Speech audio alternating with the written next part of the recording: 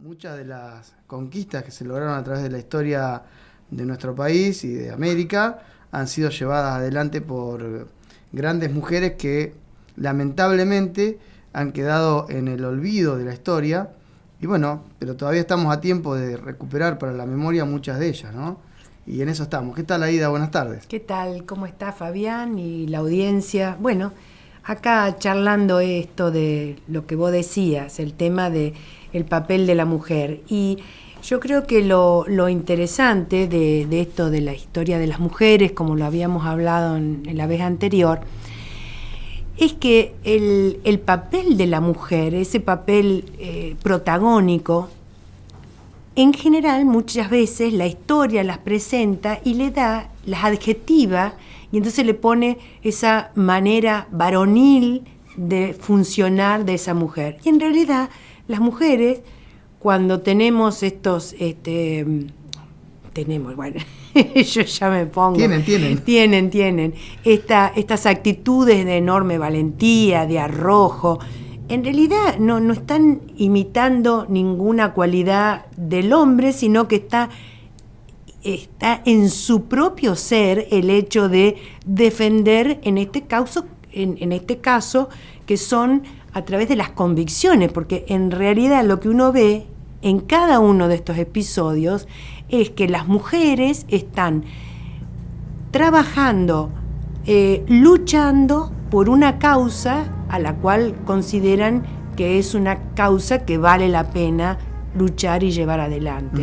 En el jueves pasado, usted telefónicamente, que estábamos charlando, hablaba acerca de las primeras mujeres que llegaron a América y cuáles eran los objetivos que tenía y cuál había sido todo su terrible itinerario hasta llegar a Asunción, ¿no? Sus trayectorias, exactamente. Y qué importante que fue eso para después, ¿no? Porque después muchos de sus descendientes fueron importantes personajes de la historia. Sí, troncos de familia con una marcada defensa de lo criollo en realidad, claro. ¿No? Esa es un poco la idea. Bueno, hoy, Fabián, vamos a ver, y fíjate, aquellos que les gustan las efemérides, estamos justo, porque hoy vamos a hablar acerca de lo que fueron los hechos a partir de las invasiones de los ingleses. Y tanto el momento de la primera invasión como después de la defensa se hace en el mes de junio, así que estamos justo en estos momentos. Tenemos que imaginar entonces que los ingleses están avanzando. La primera vez, a partir del 26 de junio, avanzan en la zona de Quilmes. Hace 2 días. Exactamente. Ahí están desembarcando frente a una ciudad de Buenos Aires, azorados ante este enemigo. Tenemos que pensar que Inglaterra era la gran potencia en ese momento. Sí. Y 1.200 hombres más o menos. 1.600 hombres, exactamente. Y uno siempre tiene que poner estos hechos dentro del contexto. A ver, ¿por qué surge esta invasión? O sea, queda lejos Inglaterra, ¿qué se les ocurrió? Bien, el tema es que Napoleón está avanzando sobre los distintos pueblos europeos. Y realmente sus campañas, caracterizadas por esa forma fulminante de esas estrategias de guerra brillante que tuvo Napoleón, en ese avance así muy rápido, va avanzando sobre los distintos pueblos de Europa alrededor de Francia. Y entonces, el objetivo de Napoleón es también invadir Inglaterra, porque Inglaterra era la gran potencia. Claro. Entonces, acá hay un enfrentamiento muy fuerte, porque tenemos que pensar que Inglaterra está en pleno proceso de ya en 1800 de la segunda etapa de la Revolución Industrial. Había arrancado por 1750. Exactamente. Y entonces, ellos tenían una enorme producción, por lo cual necesitaban grandes cantidades de materia prima y mercados donde poder ubicar, vender esa mercadería. Esa gran cantidad de mercadería que Exactamente, tenía. O sea, con su mercado interno no era suficiente. Y con la materia prima que ellos tenían tampoco. Entonces, esta mirada sobre los distintos mercados era fundamental para el sostenimiento y la expansión de su economía. Para 1806, cuando Napoleón conquista todo el imperio austrohúngaro, inmediatamente lo que hace es prohibir a los puertos europeos. Primero tengo que decir que el intento de Napoleón de invadir Inglaterra a través de su alianza entre Francia y España fue imposible. Ahí está la pérdida de la famosa batalla de Trafalgar, donde muere Nelson. 1805. Frente a esto, entonces, Napoleón, ¿qué le queda? O sea, se da cuenta que ya no puede invadir Inglaterra. Inglaterra queda en manos o sea, es la gran dominadora de los mares. Pero Napoleón es el gran, o sea, por tierra sus triunfos son permanentes, ¿no? Autoproclamado emperador. Emperador, exactamente. Entonces, cuando Napoleón le cierra todos los puertos a Inglaterra, los puertos europeos, esto entonces es muy grave para Inglaterra.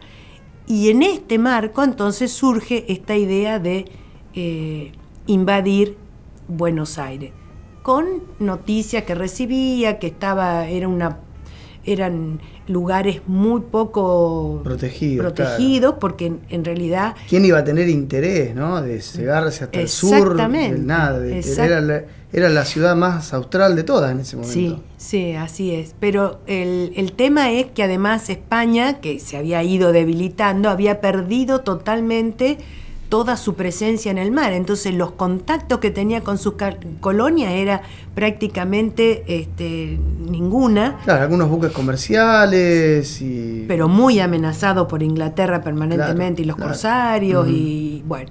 Entonces, esto es, este es el contexto en el cual se produce este ataque al puerto de Buenos Aires, 1806. O sea, hay una cuestión ahí de necesidad de Inglaterra de expandirse los mercados. Sí, indudablemente. Y también, lo económico era clave.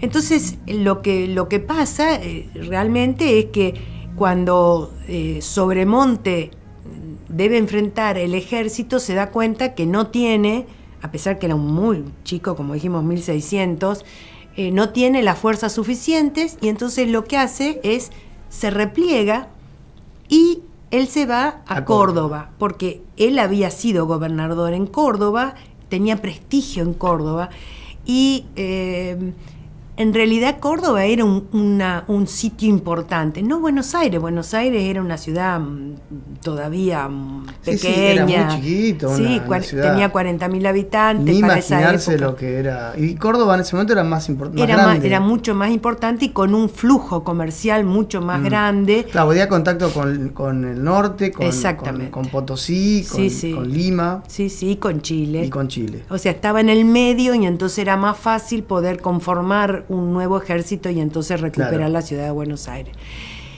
El tema es que en la población de Buenos Aires, cuando desfila ante el pueblo ese ejército tan pequeño, eso realmente genera todo un enorme desprecio hacia las autoridades militares, en este caso el virrey Sobremonte, porque decía, ¿cómo es posible que nos hayan dejado así tan indemnes, tan sin ninguna protección? Con una fuerza que era bastante débil. Si bien era una potencia importante en el mundo, ese ejército puntualmente era muy débil. Exactamente.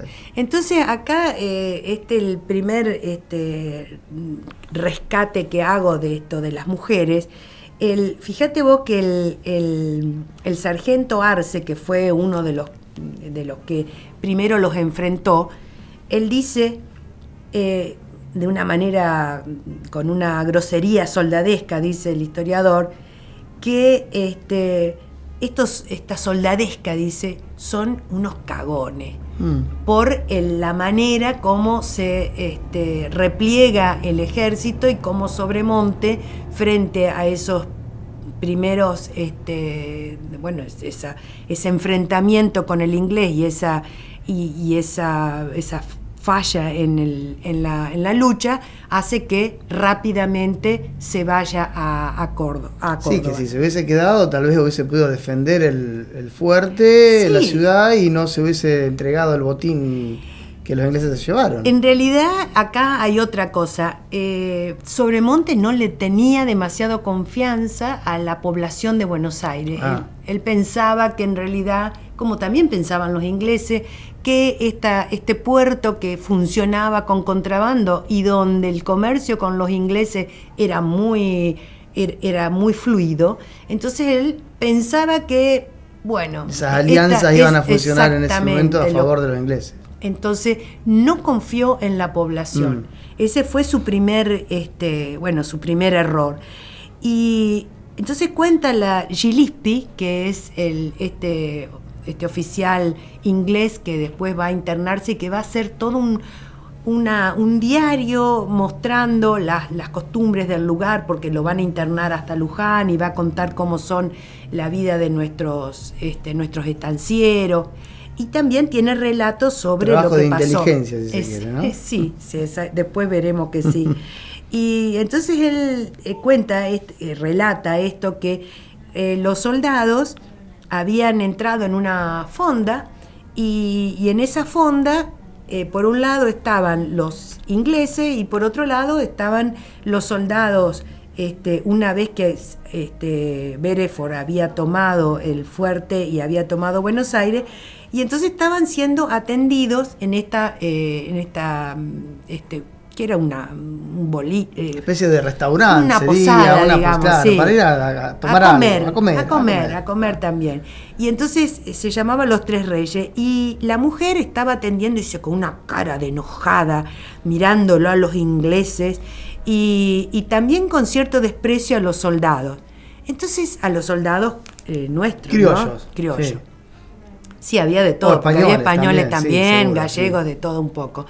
Y entonces, en un momento, dice ella, que realmente los ingleses le preguntan, bueno, ¿por qué tenía esa cara tan ofuscada, tan de malas maneras que estaba atendiendo?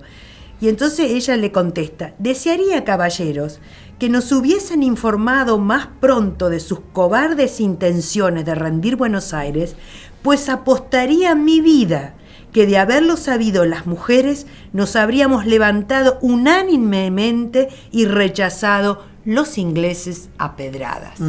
Eso dice esta mujer, y realmente, para los ingleses fue una manera de burlarse del comportamiento de los soldados.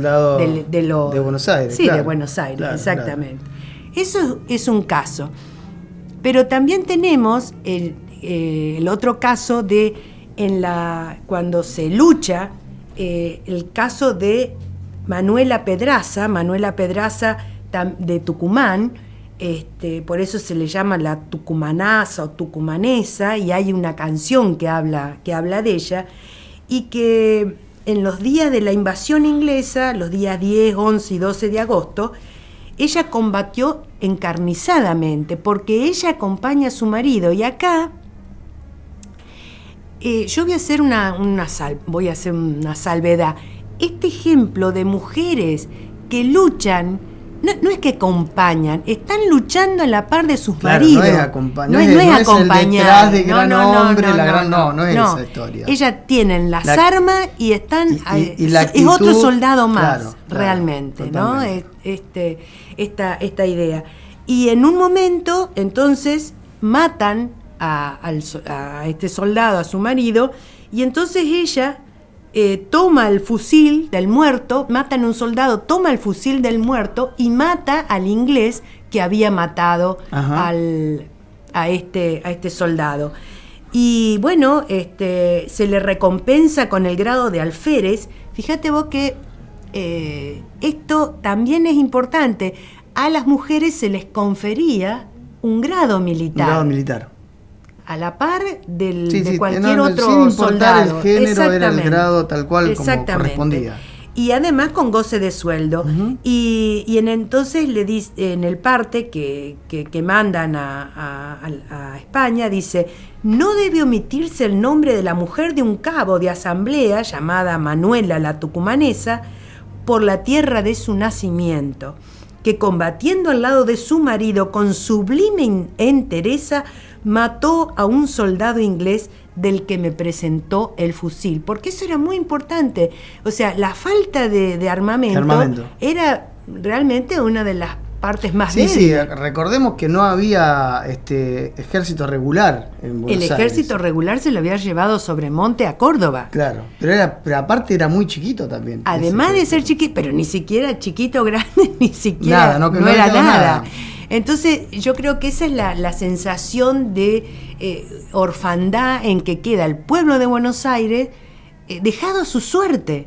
Ahí el que, bueno, la figura de Liniers se agranda uh-huh. en medio de todo eso, porque una vez que son vencidos, o sea que se reconquista Buenos Aires en agosto, o sea que es muy corto entre el junio 26 de junio 27 de junio que invaden, se invade. Sí, que aceptan y que son vencidos uh-huh.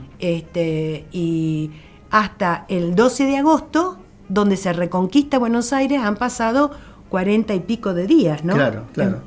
Fíjate vos que en ese corto momento es cuando el pueblo de Buenos Aires, al que Sobremonte le tenía tanta desconfianza, toma en sus manos toda la defensa, toda la fuerza para reconquistar una ciudad.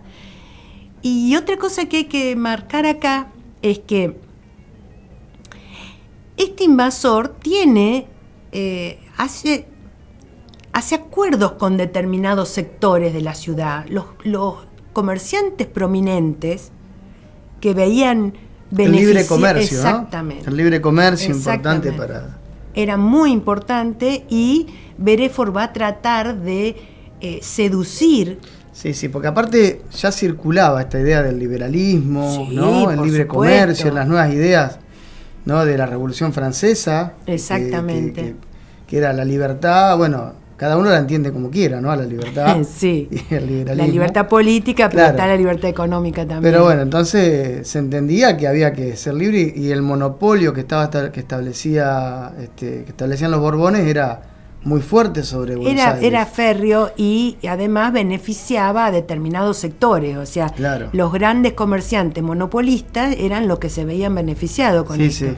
Pero no... Y si no, tenían que recurrir al contrabando. Sí, el contrabando era en realidad la gran manera de que el crecimiento económico de los sectores en Buenos Aires. Claro, no había otras. Si no había posibilidad, porque era muy, muy estricto el control que había sobre el comercio. Intentaban ser estrictos, en realidad. Bueno, obviamente, estamos hablando de 1800. Sí.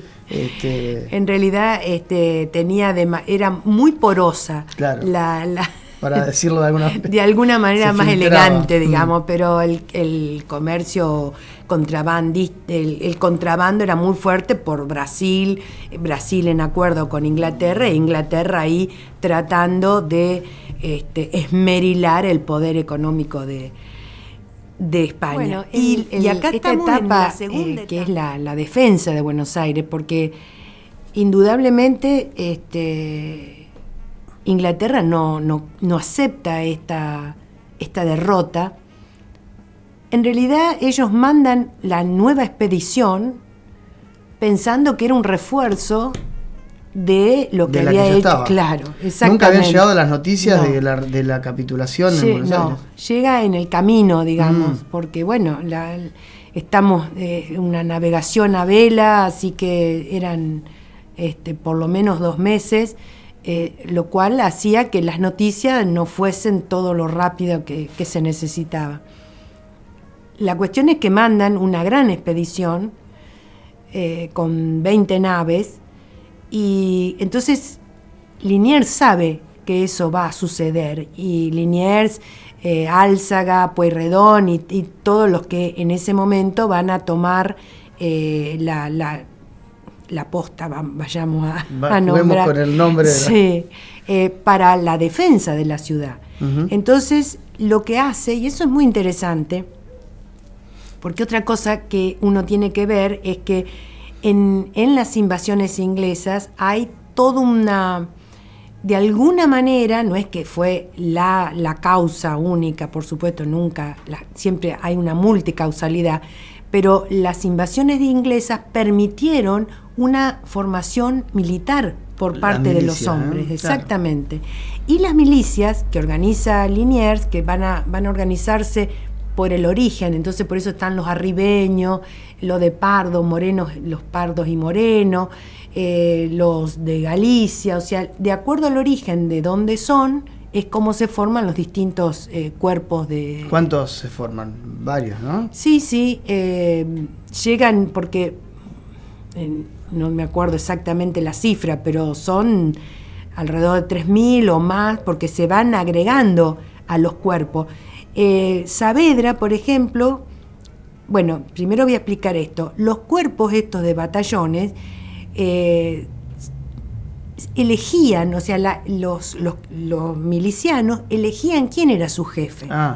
De una manera muy democrática, o sea, por ejemplo, un batallón podía estar dirigido por un artesano o un agricultor, y dentro de los soldados había un rico comerciante. Ajá. Esto porque en realidad acá no era el poder en cuanto al dinero o la jerarquía la familia o los apellidos, lo que fuere, sino que era las capacidades que cada uno tuviese en esta situación de guerra, como estaban. Esto fue muy importante porque plantea este tema de igualaban en cuanto a la capacidad que cada uno tenía. Y además era una preparación militar para la gente que en realidad en el principio no lo tenían. Claro. Ellos, fíjate vos el esfuerzo, practicaban todos los días de las 6 de la mañana hasta alrededor de las 8 de la mañana. Después cada uno se iba a trabajar. Exactamente. Y en ese primer momento no tenían un sueldo, No. Eran milicias voluntarias. En realidad la milicia era una carga pública. Era una carga pública. Había esta idea de milicia, no es por las invasiones ya anteriormente. Cada cuartel tenía que vigilar a la noche. Ya existían anteriormente, antes de la primera invasión. Sí, ya. Pero eran mucho más chiquitas, ¿no? Además no estaban, la preparación no era una preparación como esta, así. Bien, porque a veces surge a partir de las invasiones inglesas se forman las milicias. Ya estaban formadas, se fortalecen en todo caso. Sí, y se agrega gente, y se agrega preparación militar. Por ejemplo, la ciudad está dividida en cuarteles, ¿verdad? Bueno, cada cuartel, la vigilancia que hacía, la ronda que hacían a la noche, era hecha por milicias. Ajá. Entonces, la gente que tenía dinero pagaba muy poco y entonces ponía lo que se llamaba los personeros, o sea, alguien que lo reemplazaba. Lo mismo en la frontera también estaba el ejército, digamos, solventado por el Estado, pero además estaban las milicias, que eran lo que la gente, los mismos estancieros que juntaban determinada cantidad de hombres para defenderse en ataques, en malones, lo que fuera. Claro, fundamentalmente la línea de frontera, ¿no? Sí, claro, exactamente. Y Pergamino, por ejemplo, fue era línea de frontera hasta muy entrado el siglo XX, el siglo XIX. El siglo XIX. Sí, ya 20 sería medio peligroso. Pero entonces, esta constitución de milicia tiene un efecto importante en el hecho de hay población preparada militarmente. Y ahí por ejemplo, se forma este ejército de los patricios, comandados por Saavedra. Saavedra era un comerciante, claro, alto peruano, que, bueno, en realidad hay muchos que la primera vez que tienen un contacto con la vida militar se hace en ese momento. Belgrano, por ejemplo, claro, que fue sargento en la época que era un abogado, especialista, cónsul, ¿no? Claro, estaba en el consulado, era secretario del consulado. Pero hasta ahí, o sea, de cuestiones militares, nada. Nada, y además especialista en economía, así claro, que imagínate. Claro. Bueno, y acá aparece otra figura femenina importante. Que en las invasiones inglesas, en la segunda invasión inglesa. Exactamente, en la segunda, que es Martina Céspedes. Y esta mujer... la defensa de Buenos Aires en realidad es un pueblo en armas, porque así como estaban las milicias, pero el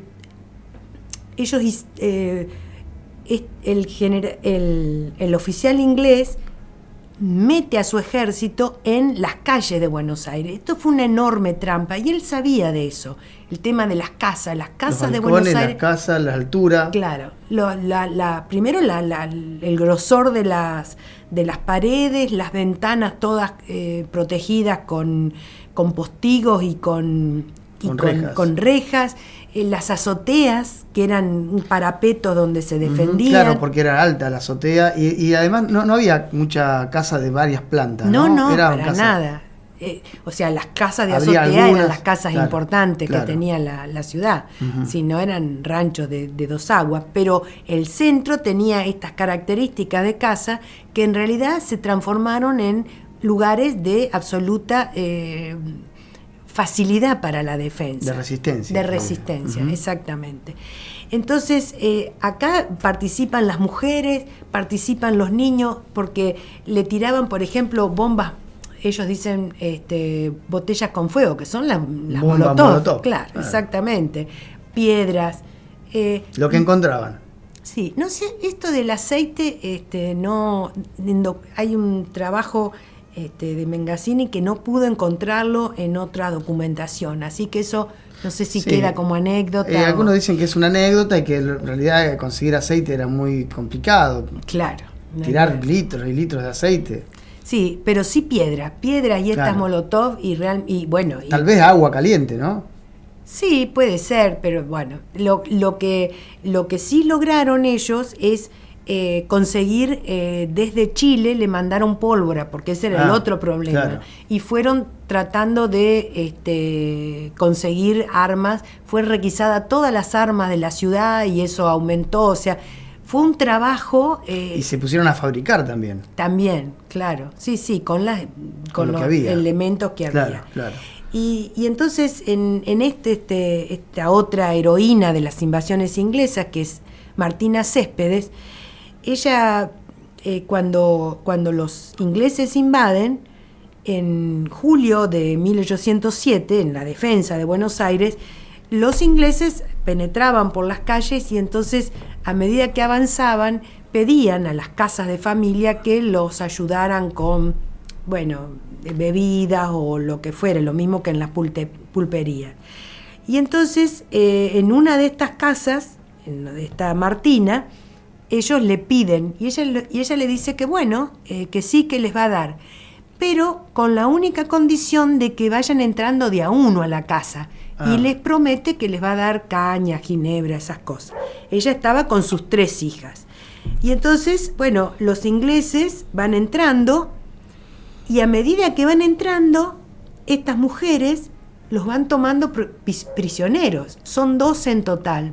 12 soldados que habían entrado en la casa y esta Martina junto con sus hijas van a tomar los prisioneros.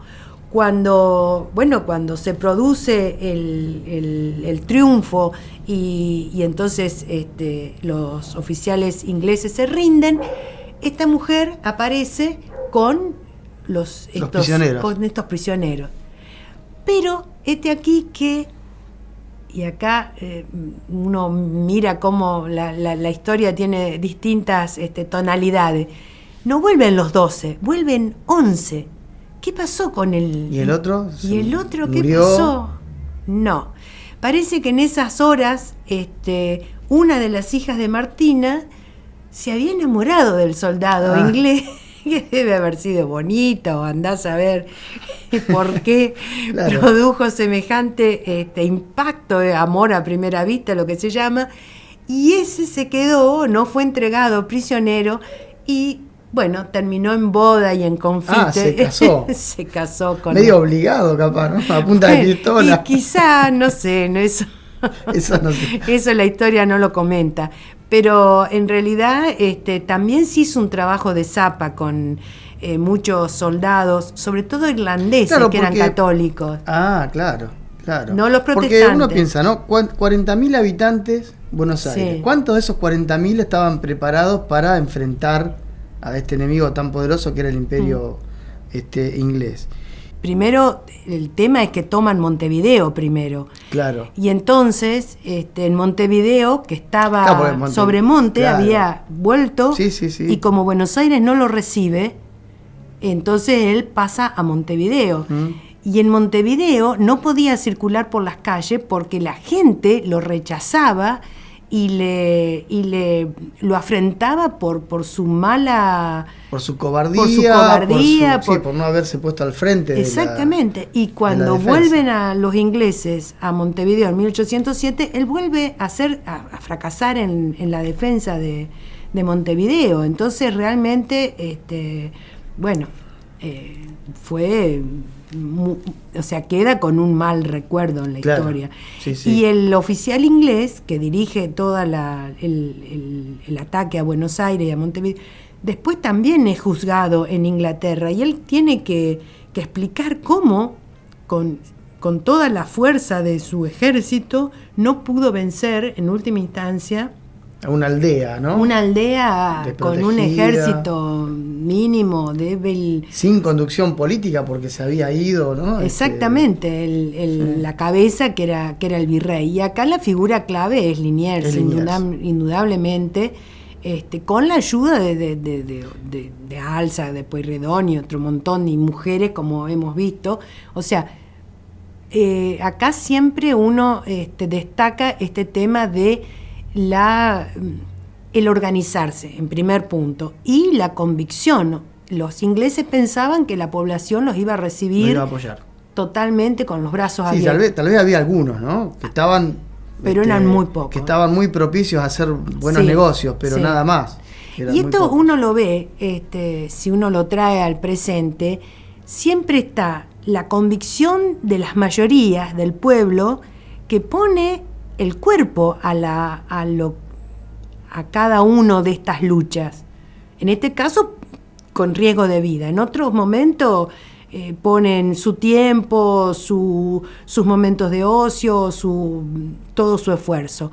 Pero y siempre va a haber dentro de estos grupos dominantes esos que siempre están acordando con el enemigo. Uh-huh. O sea, uno lo ve en este momento en la Argentina, o lo mismo en Brasil, en este tema de los grandes grupos económicos que siempre son los que están dispuestos a negociar Claro. con aquel que los favorece con unas migajas, porque en última porque instancia en definitiva, sí. no dejan de ser En socios perjuicio menores. del pueblo en De general. la mayoría, porque exactamente. esas migajas que estos grupos privilegiados reciben, para ellos es mucho, pero para el pueblo es nada.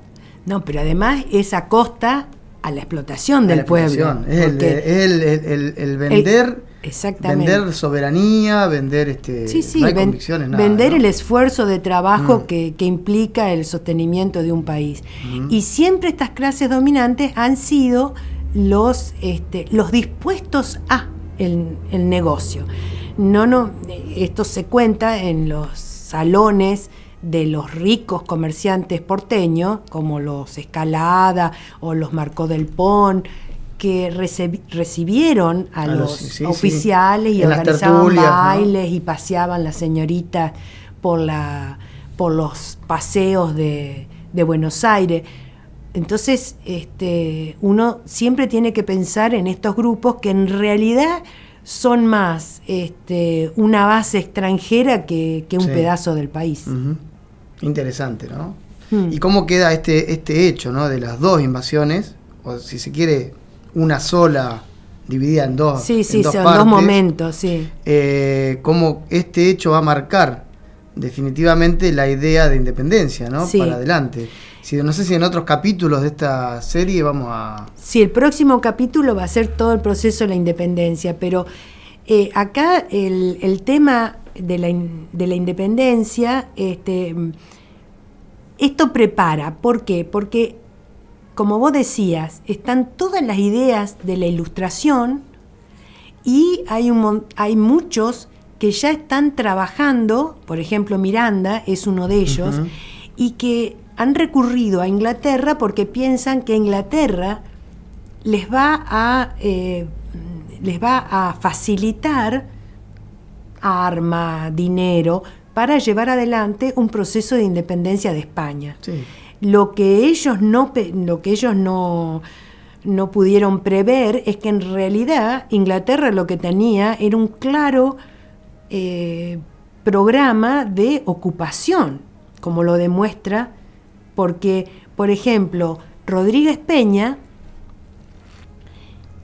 que se hace conocido de Bereford, cuando a Bereford y los otros soldados ingleses lo internan en Luján y los tienen prisionero, sí. La idea era, cuando saben que viene otra invasión, entonces ellos dicen, bueno, hay que llevarlo lejos. Uh-huh. ¿Y qué hace Rodríguez Peña? Rodríguez Peña los libera y los permite que se trasladen a Montevideo, porque él estaba convencido que esta invasión de los ingleses no iba a ser de ocupación, iba a ser de liberación. Uh-huh. Entonces, ellos, también había estos otros que, lo mismo Miranda pensaba en la independencia, pero no, en realidad no eran los programas de Inglaterra. Inglaterra, una clara visión liberal de poder vender mercadería, conseguir materias primas para la revolución industrial, y también evitar el desarrollo industrial de un montón, de cualquier otro país que más compita, americano, ¿no? Que compita con su industria. Después va a ocurrir en Paraguay la Gran Guerra. Exactamente, ¿no? Exactamente. Entonces, por ejemplo, cuando viene esta segunda invasión, vienen barcos con carga, con un montón de productos que inundan el mercado montevideano. También, eso, ¿no? Más allá de que la invasión no prospera como militarmente y ocupación, digamos, de convertir una colonia inglesa a Buenos Aires, la mercadería que trajeron se vendió toda. Sí, fue totalmente...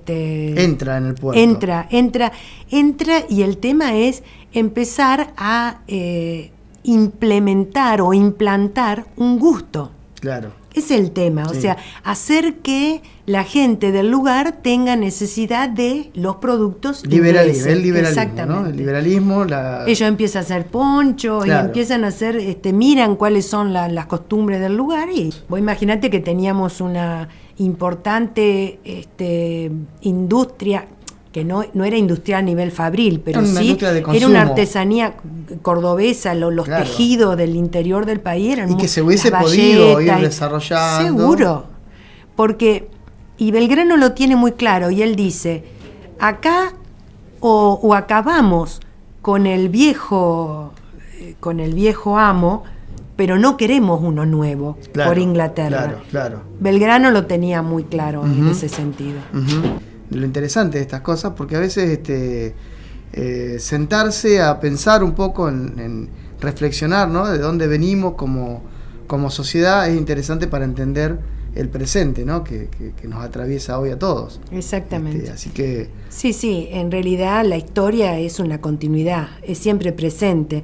No es que se acabó las invasiones inglesas, claro. Vos fíjate que seguimos invadidos, uh-huh, permanentemente estamos siendo invadidos. Y lo que pasa que, las formas de la lucha es distinta, pero que tenemos que enfrentar invasiones, en este caso económico, con una extranjerización de nuestra economía terrible. Esto marca uh-huh, todo un presente. Entonces, el próximo tema para la semana que viene. La independencia. Y una pregunta, ¿hay independencia? Bueno, dejémosla.